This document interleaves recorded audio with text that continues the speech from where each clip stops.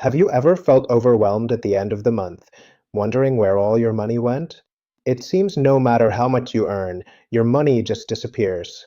You pay your bills, you spend, and in the end, nothing changes. You might ask yourself, why do some people earn the same as me, yet they manage to save, invest, and grow financially? The difference isn't in the amount of money, it's in the mental and emotional organization of money. This video will teach you how to organize your finances without being an expert.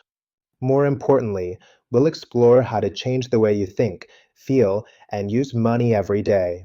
We won't delve into complicated formulas or jargon. Instead, we'll focus on simple habits, decisions, and structures that successful people apply, often without a finance degree. Stay until the end because I'll share a method that can literally transform your financial life in just 30 days.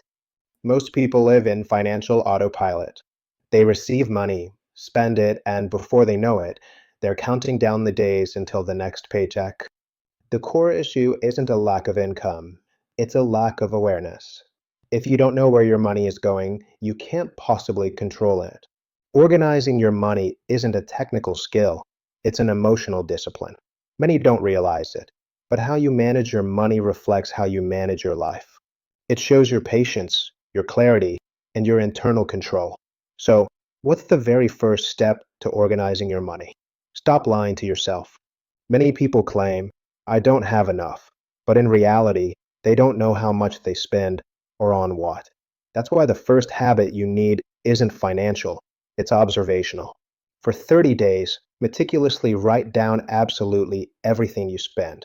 This isn't about self punishment, but about gaining clear insight into your current financial situation.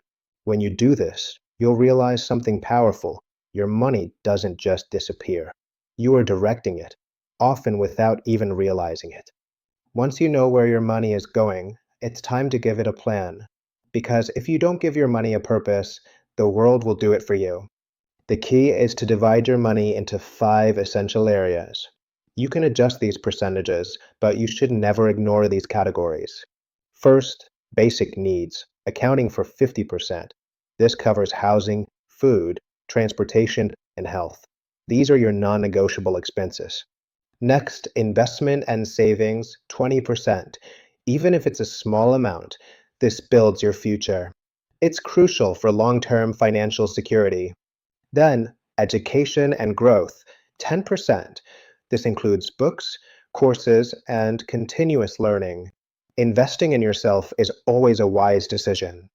Conscious fun, also 10%, because life isn't about suffering. Enjoying your money responsibly is part of a balanced financial life. Finally, contribution, 10%. This involves helping others, donating, or supporting causes that inspire you. Giving back enriches your life. This structure isn't rigid, it's a compass. The important thing isn't the exact amount, but the intention behind each category. It guides your financial journey. If you earn less, start with smaller percentages. But start. The habit of separating your money trains you to think in abundance, not scarcity. Many people fail because they manage money based on emotion. They spend when they feel sad, buy when they feel empty, and then regret it later. Wealthy individuals aren't cold, they are structured. They make decisions based on a system, not fleeting emotions. This systematic approach is key. A system can be as simple as this. Every Sunday, review your money. Every month, adjust your percentages. Every 3 months, review your financial goals. This consistency transforms you, not because you earn more, but because you become someone who doesn't leave money to chance. You take control. And when you control your money, something profound changes within you. You feel peace, focus, and freedom. It's a powerful shift. Now let's talk about the invisible enemy, silent expenses. This is where most people lose money without even realizing it. Their finances aren't destroyed by one large purchase, but by 1,000 small leaks, subscriptions they no longer use, daily coffees that seem insignificant, streaming apps that accumulate, and small indulgences that add up to thousands annually. Each unnecessary expense is a promise you steal from your future. Start by eliminating everything that doesn't bring you closer to your financial freedom. Don't view it as a sacrifice, but as training. Every time you choose not to spend on the superficial, you train yourself to invest in what's essential. This builds true financial strength. By applying these simple principles, you can transform your financial mindset and achieve lasting stability. Start today and take control of your financial future. Organizing your money isn't just about math, it's about who you believe you are. If you see yourself as someone who's just barely surviving, your financial behavior will reflect that.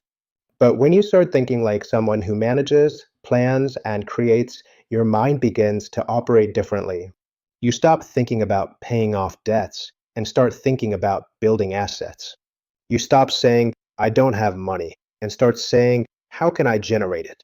And that, my friend, is the beginning of true financial freedom. You don't need a complex spreadsheet or an expensive app. You just need a simple, consistent method. The 1% rule. Save 1% of your income every week without fail. The envelope or separate accounts rule. Divide your money physically or digitally. Monthly review. Observe your progress without judgment. Just adjust. Simplicity is power, and consistency wealth. If you apply this, something profound will change. You'll stop seeing money as an enemy and start seeing it as an ally that reflects your decisions. Organizing your money isn't a task, it's an act of self love. It's telling yourself, I deserve clarity, stability, and growth. Because when your mind gets organized, your money does too. And the most powerful thing is this: you don't need to be an expert. You just need to take control, step by step. One of the most liberating things you can do for yourself is to put your finances on paper. Because when you see it written down, it stops being an invisible monster and becomes something you can master. Most people avoid looking at their numbers out of fear. Fear of discovering they owe more than they thought. Fear of confirming they're not making progress. But that fear is precisely what keeps you stuck. You can't change what you don't look at. Grab a notebook or a spreadsheet and write down 3 simple things. How much you earn each month. How much you spend and on what. How much you could allocate to your freedom. When you do this, something changes within you. You start to see patterns. And each pattern shows you a path. What to keep, what to eliminate, and what to improve. It's not about numbers. It's about awareness. Because every number tells a story about how you've lived and how you can choose to live from now on. One of the best financial decisions you can make is to take your emotions out of the process. How do you do that? By automating. Every time you rely on willpower to save, you fail, because the brain will always choose the immediate over the important. But if you automate, you win effortlessly.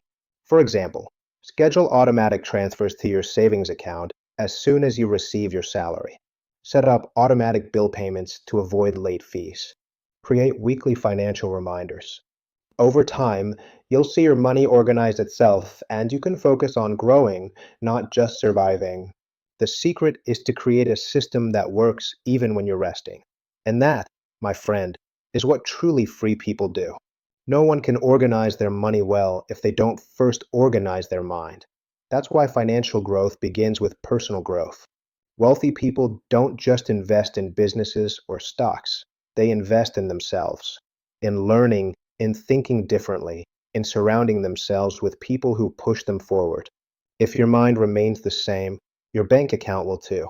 But if every day you ask yourself new questions, if you surround yourself with conversations about opportunities instead of complaints, if you choose to learn about money instead of avoiding it, then your life will begin to reflect that expansion.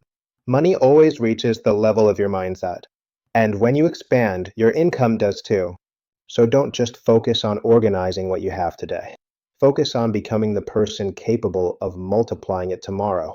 Now that you understand how to organize your money without being an expert, I invite you to take the next step. Create your own system. Write it down. Apply what you learned today for 30 days. And you'll see how calm replaces anxiety. You'll see how money stops being a problem and becomes a tool for freedom. Subscribe, Share this video with someone who needs to start organizing their financial life, and remember, you don't need to earn more money to feel rich. Just learn to direct the money you already have.